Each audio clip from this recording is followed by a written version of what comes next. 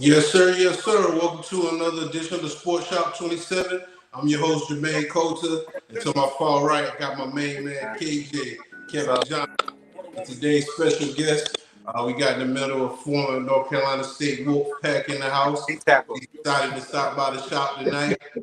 This guy right here, it's all conference. He's wreaking havoc in the backfield, stacking people. He went on to the NFL, played for the Colts, 1988 season. Let's welcome today's special guest, Mr. Brian Bulluck. What's going on, Brian? What's up, gentlemen? Good to have you. Hey, man, that introduction, I was looking around trying to see who you were talking about. We're talking about you. Appreciate it, man. Thank you for coming on the show. And for the people that don't know you, Brian, let them know where you're from and a little bit about your background. My name is Brian Bulluck. I was actually born in Roanoke Rapids, North Carolina, but grew up in Fayetteville. Went to E. Smith High School, one of the oldest historically Black high schools still in existence in North Carolina. Military brat. Went to North Carolina State, and I'll tell you all the rest a little bit later. All right. Now, what age did you start playing sports, and what sport was your first love? Oh, wow. I started playing sports in the neighborhood, but actual on a team, I played 7th grade basketball at Edgewood Middle School. That was the first team I ever played on. Little fat kid, clumsy, just trying to find my way or whatever. Didn't get a lot of playing time, but I was on the team. So basketball was my first sport that I played, but football was a sport that I wanted to play. All right. Why weren't you able to play football at first? Well, it's a couple of reasons. I was with Pop Warner League. They had a weight limit. Okay. And I was too big to play for my age. And then the guys that I was big enough to play with, I was too young. Okay. So I couldn't play football. And then we went to middle school. We didn't have a football team. Wow. So I was just out. So I would go watch my classmates and stuff play at the high school, Pop Warner League, like Ray and them, saw them play. But I didn't actually play football until my freshman year in high school. Okay. All right. So what pro athletes made an impact in your life, when you was younger? Oh, wow. Muhammad Ali, number one. That's a good one. Yeah, just, the person who he was and the advocate, for political changes and just, always stand up for what he believed in. Daryl Dawkins loved Chocolate Thunder. Used to like to watch him break the backboards, Joe Green was one of my favorite players. Yeah, that's a bad man. Yeah. He really was mean. Yeah, he was. I was in love with the Steel Curtain anyhow. I grew up a Pittsburgh fan, so I would say him and Jack Lambert. He was just so mean and vicious. So I like watching those guys play. Harry Carson with the Giants, just different guys I like watch play. All right. Yeah. All right. So playing basketball in middle school, what position did you play? Center and forward. Okay. And talk about that a little bit. What was it like? How many points were you averaging then? Maybe 2. Okay. Probably averaged about 2 points a game, but I was on a team finally, feeling my way through sports or whatever. So it was fun. I didn't get a lot of playing time, but just to go to we played our school. We had an A team and a B team. So we played our classmates, and then we went to Fort Bragg and played Irwin Junior High School. Okay. So that's all we did. But I was on a team, so I had a good time. I was young, didn't know any better, and it was innocent. Sports was still innocent at the time. Okay, that's right. So was you able to dunk the basketball when you was around middle school? Was you able to? You had the hops in? No. But I'm not like a lot of the athletes that you may have on your show. I was a little fat kid, just trying to be on the team. No. Oh yeah, I was a little fat kid just trying to be on the team. But in high school, I started dunking. But in middle school, I could shoot. but I still wasn't, I guess I hadn't grown into my feet yet. Okay, yeah, the court. Yeah, so I started dunking like my sophomore year in high school. No dunking in middle school. Oh, all right. I had to lose the weight first. That's right. So playing football your first year, you get to your freshman year of high school. Was there any reserve from your parents or your guardians at the time, since that was the first time you were going to play that sport? Nah, none whatsoever. My brother, Jerome King George Bulluck, played at my high school. And I used to always watch him play, go to the games, listen to the games on the radio. So, my biggest dream was to, play football. And when I finally got the opportunity to play in high school, I took full advantage of it. But my parents knew that's what I wanted to do. So there was no flack or anything. As long as my grades were good, they were good with me playing. That's right. Hey, talk about the bond that you had with your coaches and the players and the competition that was in the area in football. Oh, wow. My ninth grade football coach, Coach Howard Smith, great coach, God rest his soul, had a great team, only lost one game my freshman year. We had, who was it? Coach Smith was was a freshman. And then we had Coach Torrey and Jones, that they were our JV coaches. We only lost one game also my JV year. Players I played with, a lot of the guys, they didn't realize it, but I was in awe just being on the field with them, because I was, I'd grown to be fans of theirs. So actually being in the huddle with them, able to play, it was surreal for me. That's right, man. All right. Good. So you get on the field, you try out on your freshman year. You made varsity freshman year, or you JV or BT? No, I didn't know anything about the fundamentals of football. Okay. So I actually made the JV team. Okay. But I wasn't playing. Okay. So I went to the freshman team, and I'm glad I did, because it basically gave me the chance. Coach Smith gave Coach Smith the chance to teach me the fundamentals, and gave me a chance to kind of feel my way around football. And I was actually playing, opposed to just being a big kid on JV that was not playing. That's right. All right. So talk about your first game you played, and high school, got the butterflies, you got the girls in the stands, trying to impress teachers and the faculty. You know what? Talk about Friday night. Friday Night Lights, baby. When you saw the big lights on the big stage on Friday night. Talk about what grade were you in then?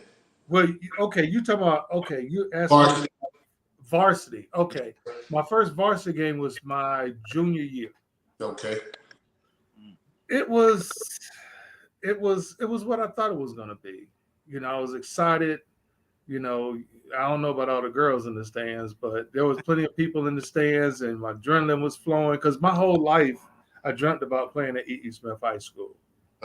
So, when the lights were on and it was time to play, matter of fact, I don't even remember who we played my first high school varsity game. I had no idea who we played.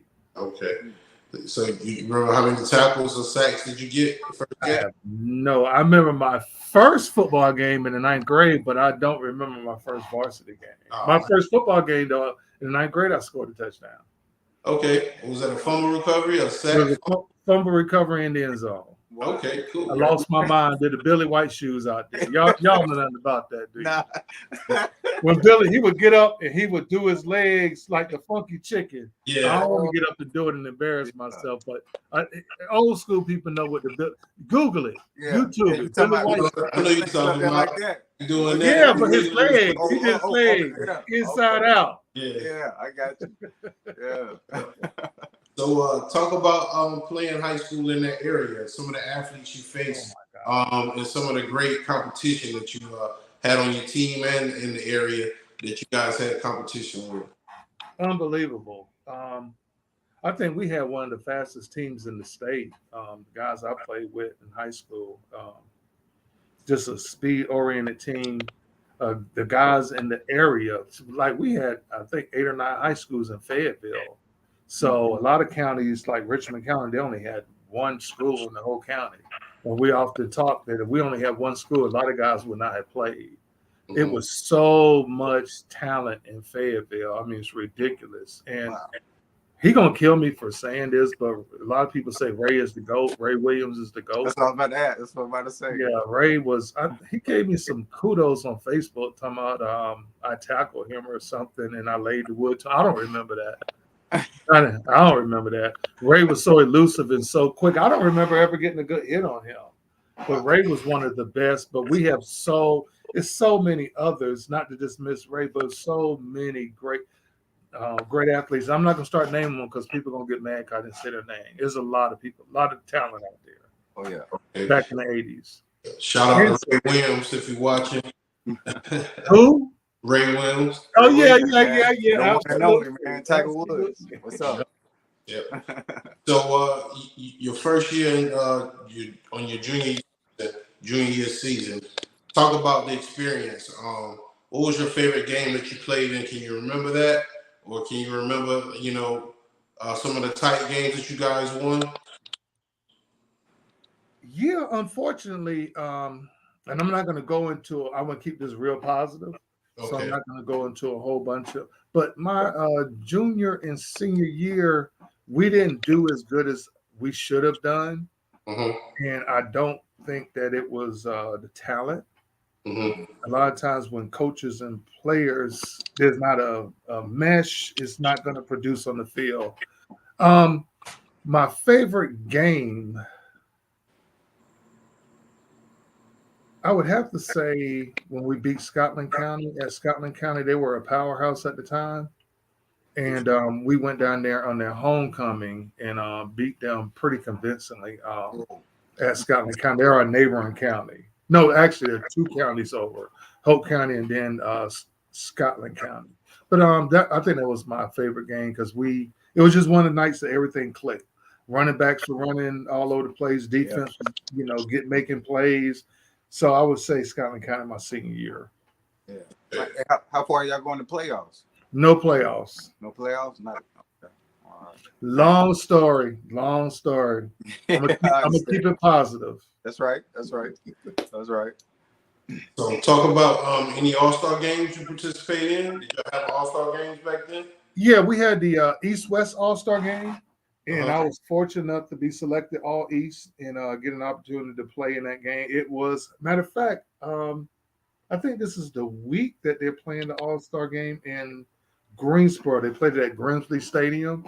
Oh, okay. It was hot that night. We played at night. It was hot. Wow. Was it in the wintertime?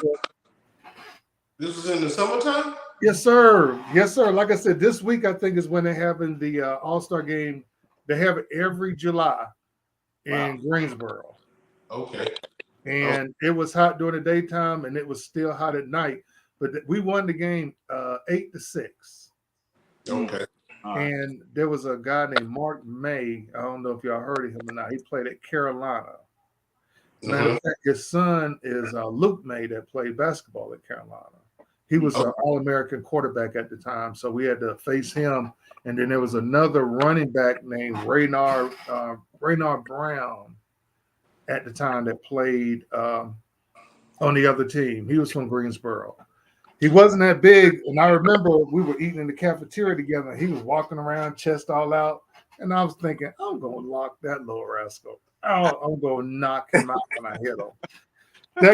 The game came, right? Yep. And he got the ball, and he was running. I had a clear shot on him right from the side. Boom! Laid him out. All I saw was grass and cleats. He was still running. Oh, man. Wood. He was still running. He played at University of South Carolina. Yeah, man. We ended up winning the game, but he was running.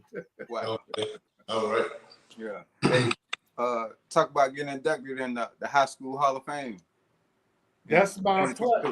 That's it right there up top. Up top. All right. Man, that still, I still can't. Underneath that is my diploma, my degree. Mm-hmm. So I think that was my first major accomplishment. But other than my college degree, being inducted to my high school Hall of Fame was the ultimate. That's the ultimate. Because that was your dream high school, right? You said That was my dream high school. My brother played there. So many great athletes played there. We're tied with Richmond County to have the most players to play in the NFL from North Carolina. All right. Yeah, so it was a great event. It was first class. This was our inaugural year, 22, and I didn't even realize that my name was being mentioned. And my lady LaShonda told me to go on to Facebook and read what they were saying. So I sent them my information, and I ended up getting inducted. Hey man, congratulations, man. Appreciate it. Thank you. you. You probably had a lot of stats in you. You probably showed out, and then got to North Carolina State. Talk about your recruiting process a little bit. What other schools were looking at you besides North Carolina State, and why you chose North Carolina State over other programs? I wasn't that highly touted. I was Tennessee, University of Nevada, Las Vegas, South Carolina State, Clemson, and East Carolina were the main schools that were recruiting me. Okay. The process was crazy because even though I wasn't really highly touted, the schools that wanted me really wanted me. Mm-hmm. And it was fun, going to different schools, going to the stadiums, going to the games, being treated like you're a king, and this, that, and the other. And actually, KJ, don't be mad at me. I had actually committed to Clemson. And I changed my mind in the midnight hour. Wow. Tell me about that, man. What happened? Whoa. A couple of things happened. Clemson, Danny Ford, I liked him. Willie Anderson was recruiting me. He did an excellent job. It was a long way from home. I had never been away from home. I was 17 when I went to college. And I was thinking about my parents being able to come see me play. And I grew up an NC State fan. And Coach Chase pulled me to the side, and he was like, think about what you're doing. This is a life-changing decision. So do you really want to go to Clemson? Or do you want to follow your heart? And you know where your heart is. So I changed my mind, and I went to State, and I don't regret it. That's right, man. Stay at home. Yeah. Got to think about the parents. Yeah. So going to State, what player or coach really welcomed you in and make you feel this is where you need to go and made you feel at home? Well, I was recruited when I was recruited at State. Stanley Davis, SD, he was a star at my high school, football, basketball. And he was my host. He showed me around. Okay. He and A.B. Richards, God rest his soul. He showed me around, and I got to meet the players. And I was pretty much sold on that. The coaches, I'm not going to necessarily say a coach swayed me because there was a new coaching staff that came in at the time. Tom Reed, I was a part of his first class. Because Monty Kiffin initially was recruiting me. And then he ended up getting fired. And Tom Reed now came in, and I decided to still go to State. So far as coaches initially, Coach Stuckey. Let me say this. Coach Stuckey was our strength coach. Okay. And I remember he used to take pride in his players and make sure that we were ready to go, in shape. He treated everybody the same. So Coach Stuckey really stood out my freshman year. Okay. Yeah. And let me say this: Todd Blackwell was my mentor so far as the defensive line was concerned when I was a freshman, because I was actually recruited as an outside linebacker, but they had a shortage of tackles, so I was moved back to tackle. So your first year at NC State, did you play right away or you redshirted? No, I played right away. I played on special teams. Okay. And I got a little bit of playing time in the regular games. But my freshman year, our defense finished first in the ACC. We were loaded with talent. So I was fortunate to even be on the special teams to get a chance to travel. So I did play initially right away, but not a whole lot of playing time. Mostly just kickoff and punt return teams. Okay. So talk about your first official start at NC State. what team did you guys play? And talk about that feeling playing in the big crowd at Wolfpack Stadium. Yeah, baby. The first game I started, I started at nose guard. Okay. We played the University of South Carolina in 1984 at Carter Finley Stadium, and they were ranked number 5 in the country. That was my first start. Had a sack that game, had I don't know how many tackles, quite a few tackles. We ended up losing by 7 points to them, but it was electric. It was hype. And let me take y'all somewhere. I started the season third string. Whoa. I was third on the depth chart, and I'm gonna go ahead and put it out there. It's 30 years later now. The Raymond Phillips and Reggie Singletary, they both got hurt that game, or something happened, and the coach was looking around for somebody else to put in the game. And I was standing next to him. We were playing East Carolina, and he had no choice but to put me in the game. And then the first play that I was in the game, I got a tackle for loss, and I kept playing from that point going forward. And then I ended up starting that game that I was just telling y'all about. And then I started for the rest of the season. Man, never give up. Never give up. So, yeah, he did not want to put me in the game. He was looking all around. So, let me ask you this: while you were at NC State, what was your go-to music playlist? What was your favorite? step down on the field. Listen to before the game. Oh wow! Cameo. Oh yeah, I was big love Cameo. Yeah, but yeah, I Cameo was. How'd you know that? Hey man, word up. You know what I'm talking about? It was Cameo. Okay. Yeah. Cameo. So anybody knows me, I love my Cameo. Yeah. Love my Earth, Wind, and Fire. Most definitely. And I love my rap back in the day.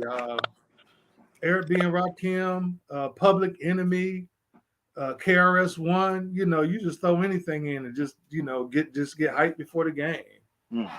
So any of those would be a go-to.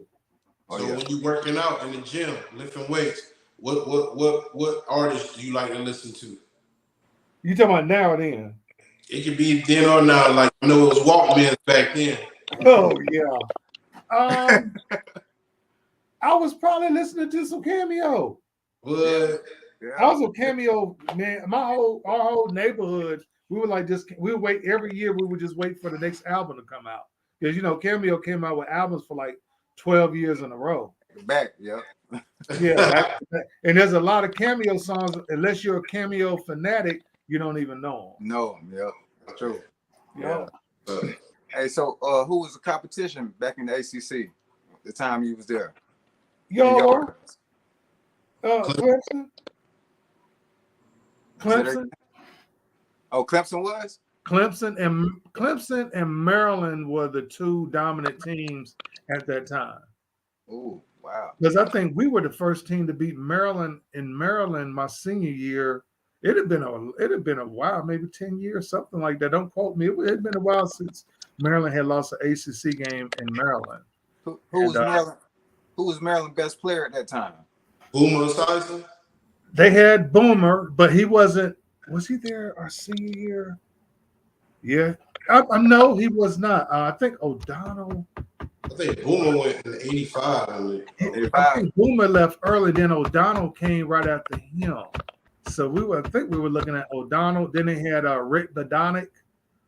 They keep a good running back, I tell you that. Yeah, Badonic was like just running. And then they had this Fawcett, Chuck Fawcett was their linebacker who was dope too. Yeah. Ooh. All right.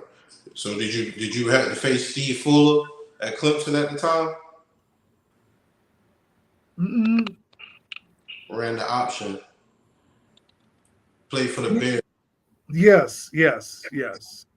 Unfortunately, because I went 1-3 against Clemson. Yeah. So talk about the East Carolina Stadium. What was that experience like? Where was this? Talk about playing East Carolina, one of the schools that was recruiting you. We didn't play at their stadium at the time. Their stadium was too small to hold the people that were coming to the games. So all the games were played at Carter Finley Stadium. But when I played even though State and Carolina was a big rivalry, if you ask me, I think when we played East Carolina, that was like the biggest that was like the biggest rivalry when I was playing. It was State ECU. Cool. That was always electric. Always. Okay. That's Matter of good. fact, we broke the attendance record my senior year when we played them. All right, cool. When we beat them 38-10. All right. Well, we're gonna go ahead and check out some of those highlights real quick. KJ, go ahead before we go to our clips. Yeah, I was just gonna ask him talk about the reason why he changed his number his senior year to 94. Well, it was a couple of reasons. The first thing is we had a new coaching staff that came in, and they said that you could go to any position that you wanted to play. So I was a linebacker, so I went back to the linebackers. One of our captains, Frank Bush, he got drafted by the Oilers in '85. His number for the Oilers was 94, so I changed my number to 94 in honor of Frank. Oh man, that's good. Mm-hmm. Everybody that's watching, make sure you subscribe on YouTube and follow us on Facebook. Today's special guest, we got former North Carolina State defensive tackle and Indianapolis Colts linebacker, Mr. Brian Bulluck. All right. We're gonna go ahead and get into some of the highlights of college years, and then we'll be right back with some more questions. All right. Right.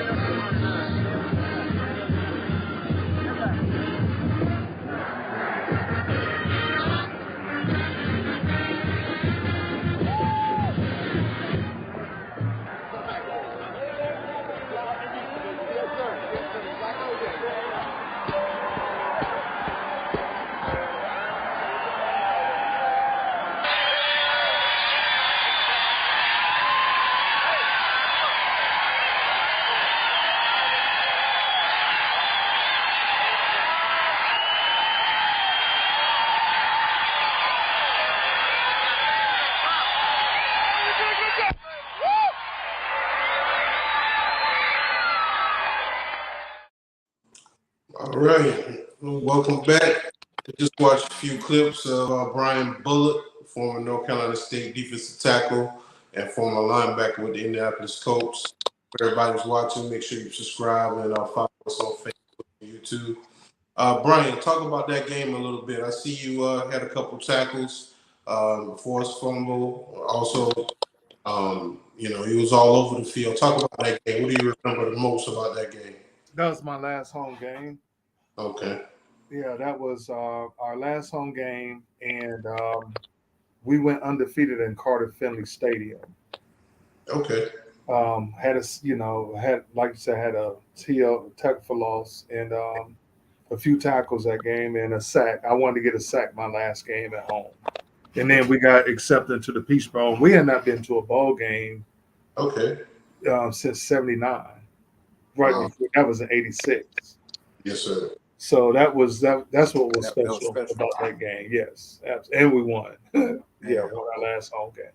All right, talk about the Peach Bowl game a little bit. What was the final score in that game? That still sucks. I got to talk about that. Yeah. Oh Lord. It was a great experience playing at Fulton County Stadium. We played Virginia Tech, and I think we were ranked like number 18. I don't think they were ranked, but we had the exact same record. We were 8-2-1, both of us. Okay. The final score was 25-24. We were on the losing end. Let me tell you what happened. They were out of timeouts, and the running back got tackled, and he laid on the ground like he was hurt. And they stopped the clock. That was before the 10-second runoff. That's when they started doing that. Yeah. Coaches would tell their players to lay on the ground. So they didn't have any timeouts left. So they stopped the clock. That gave them just enough time to get their field goal unit on the field, and they kicked it and won the game. And the kicker, I didn't see this to the hotel room. We were watching the highlights. He went up our sideline flipping us off after he kicked the field goal. What? If I would have known that, I would have clotheslined him. The last game too, I would have clotheslined him. I already know. Yeah. I was in the hotel room. I was hot. I was already mad because we lost, and I saw that. You want to find him right then. Yeah, that's right a big pill to swallow. Say it again. I'm sorry. You about to give him a nosebleed. Hey, I would have clotheslined him. Man, I know how it is. Heartbreaking final game of the year for you in college. Oh yeah, And one of the special things about the Peach Bowl, I told y'all I scored a touchdown in my first high school game. Mm-hmm. I also scored a touchdown in my last college game. Okay. Man. My roommate, and I'm sorry about the highlights. I tried to do the clips, but I don't know. But my roommate blocked the punt, and I recovered it in the end zone for the first touchdown in the Peach Bowl. So that's what stands out. And I had a sack and some tackles, some tackles or whatever. We should have won the game. The offensive MVP was Eric Kramer, our quarterback, and the defensive MVP was my roommate, and we didn't win the game. Okay. Eric Kramer, he went on to play for the Lions, correct? He did. He ended up in Chicago. Eric, great quarterback, great dude. We have a football reunion every year, and he and I got a chance to really chew the fat because I knew Eric in college. Okay. But I really didn't know him like that, but we got a chance to bond a little bit this past April at the football reunion. All right. That's good to know. Let them know the sports shop is always welcome for them to come on. I'm going to shout y'all out. I got you. So let's talk about the combine a little bit. Let's move into the NFL. Yeah, to the next level, NFL. Also, one point game in the bowl game, and now you're going into workouts, trying to take care of business. What do you remember after that bowl game, getting ready for the NFL? I was a little nervous. I was actually not a little. I was very nervous because I was like one of the smallest linemen in ACC when I played, and like I said, I should have been playing linebacker. So a lot of teams weren't really sure how I was going to go from being on 3-point stands to on 2s. Okay. Well, the workouts and stuff, were good. Haywood knew he was going early. We had Nelson Jones who got drafted also. But other than that, none of the rest of us got drafted. So I didn't even go to the combine. They came to the school and worked this out. Yeah, pro day at the school. Okay. Yeah, they had pro day at the school, so they came and worked this out or whatever. And I was in shape. Came back to Fayetteville, worked out, went to Indianapolis, and had a decent camp. Ended up getting cut. Came back home, licking my wounds, feeling sorry for myself. Then they had to strike that year. Mm-hmm. And I was like, my ego was so big at the time, I wasn't even gonna go back and play. I was like done. And then Carl Hollingsworth, one of my, he went to NC State also on a football scholarship. He was one of the guys I looked up to in high school. He taught me into going back because they called us during the strike, the guys that were in camp. And I eventually went back, and I'm glad I did. The rest is history. Played during that season, and then I went back in '88 and was having a decent camp, and I tore my ACL, MCL in practice, non-contact practice. Wow, man. Yeah, but it was something that I would never forget. Everybody thinks they're going to the NFL, even though only less than 2% of players, college football players, will ever play in a game or get that opportunity. But looking back on it, it was one of the best experiences I ever had in my life. Great. And what's so good about it is Eric was the ACC Player of the Year. He didn't get drafted. Mike Kofor led the ACC in scoring, field goals. He didn't get drafted. And there were some other guys that I played with that didn't get drafted, but we got the opportunity to get a chance to play. Even if you got cut, you got a chance to play. And Kofor ended up getting 2 Super Bowl rings with San Francisco. You see, Eric went on to have a long career. So, I mean, it gave a lot of – my roommate played with New Orleans Saints, and then Derek Taylor, then he went to Calvary and played for the Rough Riders for like 3 or 4 years. So it gave people an opportunity to, to make some of that money and to get some exposure that normally probably wouldn't not have gotten that chance. Yeah, that's right. That's right. So when you get to the Colts, you go in the locker room. There he is, Mr. Eric Dickerson. Talk about a teammate, man. Yeah. Oh wow! You know what? He probably wouldn't even know me if he saw me. But one thing I remember about him, he was down to earth. I'm walking around, my leg all banged up, bummed up, going to practice and going to get treatments and going to the weight room. But he treated me like I was just one of the other players. And watching him play, just to say you were on the same team with Eric Dickerson speaks volumes. Yeah, right, man. But just to watch him play, because he's like 6'2", 6'3", tall running back, but he ran like a gazelle, and you did not touch him in practice at all. Okay. Yeah, you didn't touch him. That's the money. That's the money. That's the franchise. But then we had Albert Bentley that wasn't too far off of Dickerson. So I mean, we had Dickerson, we had Albert Bentley. We had 2 great running backs, but Dickerson was cool. He was a real good dude. And Albert was a good guy too, because when I tore my knee up, he let me stay with him for a week until I found my apartment and stuff. On the Oaks said, great interview, guys. Well, we appreciate it. That's my sweetie. All right. All right. Yep. And who were some of the stars on the defense with the Colts? Barry Krause, who played on the Alabama National Championship team. I forgot who they beat. I think they beat Notre Dame. Dwayne Bickett was the truth. I don't know if y'all know about Dwayne Bickett. He played at University of Southern California. He looked like a surfer dude. He was a beast at outside linebacker. Dang. Who else on defense? John Thompson. He went to Lumberton High School. Went to Carolina. He was one of the stars too. Oh Lord, that was so long ago. But those were the ones that stood out to me. Yeah, no problem. We're gonna go ahead and get into some clips of that '88 game with the Eric Dickerson. We'll check it out real quick and come right back. We got you. Made a couple plays. I'm sure that's probably you. If not, I'm sorry. Blocking field goals, making all kinds of plays. Let's go ahead and get into that clip for everybody who's watching. Subscribe on YouTube, follow us on Facebook, Spotify, Deezer, and also on Instagram. All right. We got former North Carolina State tackle and linebacker for the Colts, Mr. Brian Bulluck. All right. Let's go ahead and get into that clip. We'll be right back to wrap things up. But it was very simple for the Colts at home today at Indianapolis against the Tampa Bay Buccaneers, who had lost 7 in a row. A win, and they're in the playoffs as champions of the AFC East. And a record crowd at the Hoosier Dome showed up in the noise meter, kind of like the World Series at the Metrodome.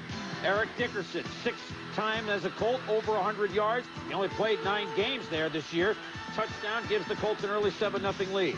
Meanwhile, Vinny Testaverde showed that he's got a lot to learn. Dwayne Pickett, linebacker, one of the 6 Colts going to the Pro Bowl, makes the sack, and 60,468 on their feet. With a 7-3 count in the second quarter, Dickerson will break through the left side and go through the Bucs defense for 24 yards, setting up a field goal by Dean Biasucci. I don't know if it's a Colt or one of Ron Meyer's old Mustangs, but it's 10-3 at the half.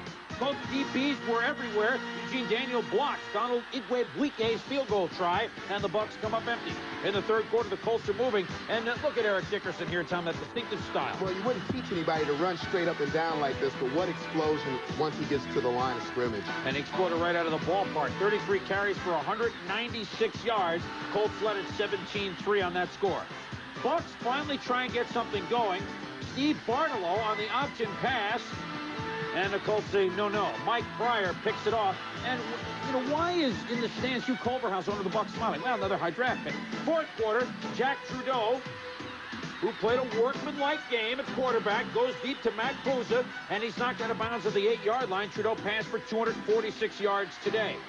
And that set up a short blast by Albert Bentley, who didn't carry for a lot of yards today, but has looked good on occasion. Colts led at 24-6. For Vinny Testaverde and Ray Perkins, well, Vinny was safe on the sidelines. On the field, 8 of 31, and occasionally he didn't get the pass off. Donnell Thompson saw to that. The Colts win the East by a score of 24-6. They look crazy on the field. They're going crazy in the owner's box.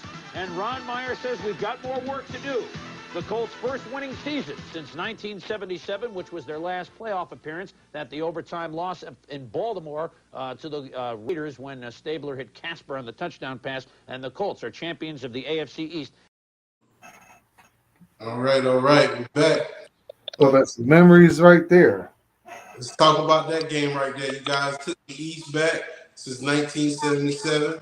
Yep. Talk about that experience. Was that Dickerson first year with the Colts? That was his first year with the Colts. It was like an overnight trade. Coach Meyer had coached him and Craig James at SMU, the Pony Express. Yep. So Dickerson, some things were going on in Los Angeles. So he called him up. That's what I heard. They called him up and asked if if he wanted to play in Indianapolis, and they made the trade. And next thing I know, it was all on the news and stuff, and he was there. All right, man. That's good to know. So you guys leave that game. I think you guys played the Cleveland Browns, correct? Yep. Talk about playing against Bernie Kosar and going to the dog pound. That's an experience that you'll never forget. I mean, Kosar is Kosar. And then Mac running the ball. I mean, yeah. And the dog pound, you know how crazy they were back in the day with the dog mask, and all that kind of stuff. Hey. Yeah.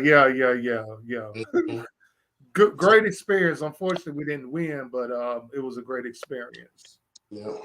Did you get a chance to play against John Elway? No, I did not. Okay. I was on injury reserve when we played them, so I did not play against Elway. I didn't play against any of them my second year. Okay. All right. So talk about leaving the Colts. How many years did you play with them? Say that again. How many years did you play with the Colts? 2 years. I was with the 87 and 88 team. The 88 year I was on injury reserve. Okay. I it's kind of like you just expect things to be there. Mm-hmm. I didn't get any signed footballs. I didn't get a lot of stuff I should have as momentums or tokens, or Yeah. the other guys was doing it. I didn't do it, and I'm looking back like, what were you Yeah, thinking you, about? you realize it then. Wow. Same thing. Yeah, I didn't take a whole lot of pictures or none of that. I'm like, what? Anyhow, it is what it is, man. I still had the memories, thank God, and Yeah. you know, that's something that some people never get an opportunity to say that they did. So I'm very thankful that I got an opportunity to play in Indianapolis. Yeah. So talk about life after football. Did you start coaching, or you did something else, or? No, actually, I actually thought my life was over. Went to a deep hole back in Fayetteville doing a little bit of nothing. Didn't have my degree at the time. So, basically just living off the money that I made during football. But fortunately, I went back to school, finished up my degree, got my teaching credentials, and started teaching.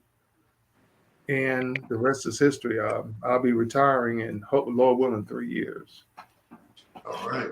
So it wasn't a smooth transition, but hey, things happen for a reason. For a reason. That's right. As a matter of fact, I'm gonna go ahead and put it out here. I'm gonna write a tell-all book. I'm not sure the title of it's gonna be, but it's gonna be an autobiography, just telling the good, the bad, and the ugly of my journey. All right. All right. We appreciate you. You guys heard it here first on the Sports Shop. Exclusive hot news. Got Brian Bulluck from the Indianapolis Colts. He's going to write his book to talk about, the deep depression. The show is, centered around mental illness as well.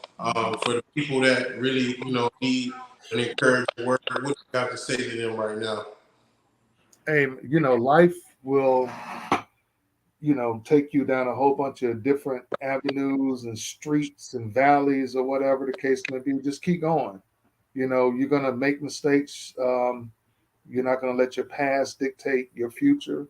If you make a mistake or if you fall down, get up, keep going. Get around positive people. Don't let anybody bring a lot of negative energy to you.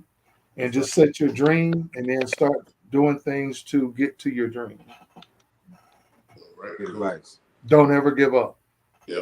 Is that the same message for the youth that you have, or what's your message to the youth? My message for the youth is listen to old school people to get your wisdom, because wisdom only comes from experience. So don't think you know everything. Be humble and let other guys that have already experienced it or done things, let them help and mold you. And I have something for the parents too. Let your children have fun playing sports. Don't put all this pressure on them, making them feel like they got to go to the NBA or the NFL and do this, that, and the other. Let them have fun and let that the course, go the way it's supposed to go. Don't be all up in the coach's face and this. Let the kids play and have fun, and don't put a lot of pressure on them. And now, of course, if the coach is being a jerk or whatever, that's one thing. But everybody's son is not a star. I'm sorry. Yeah. We didn't get participation trophies back in the day. I wouldn't even have wanted one. Yeah. We didn't. If I didn't earn it, if we didn't win, I don't want it. That's right. But that's real. That's life, though, because everybody's not going to get the job when you're going for an interview, right? Right. So why are we giving out participation trophies? But that's a whole different conversation. Yeah, you got some deep. Yeah. So, any shout outs before we head out? Oh, wow. I'm going to give a shout out to LaShonda. I'm going to give a shout out to my mom. I'm going to give a shout out to my homeboys, my teammates. I'm not going to say names because you know how that goes. Too many. Yeah, I don't want to leave anybody out. So just everybody that's been supporting me through over the years and through this process so far as being inducted into the Hall of Fame and stuff. Thank y'all. And just keep your head up. We're going to keep doing positive things. Right. Well, yes, sir. Well, we appreciate you coming on the show, Mr. Bulluck. We'd love to have you back on. Thank you. It was a great interview. I had a great time. We're going to probably be at a couple North Carolina State games this season. Yeah, right. KJ and I, no telling. But we'll see each other down the path. Other than that, we appreciate you coming on. And for everybody that's watching, make sure you subscribe on YouTube and follow us on Facebook, Instagram, Spotify, and Deezer. You have just watched another edition of Sports Shop 27. I'm your host, Colton. And to my far right, I got my main man, Kevin Johnson. And we'd like to thank today's special guest, former North Carolina State University defensive tackle and former Indianapolis Colts linebacker, Brian Brooks. All right. And a member of Kappa Alpha Psi fraternity Incorporated. For the noobs out there, baby. For the noobs. Yeah. All right. Hey, man, it's not how you start, man. It's how you finish. All right. Well, we appreciate it, guys. Y'all be safe. Do what you got to do to stay safe. Wear your mask. We'll see you next time. All right. Peace. Okay. Thank y'all. No problem. Thank you.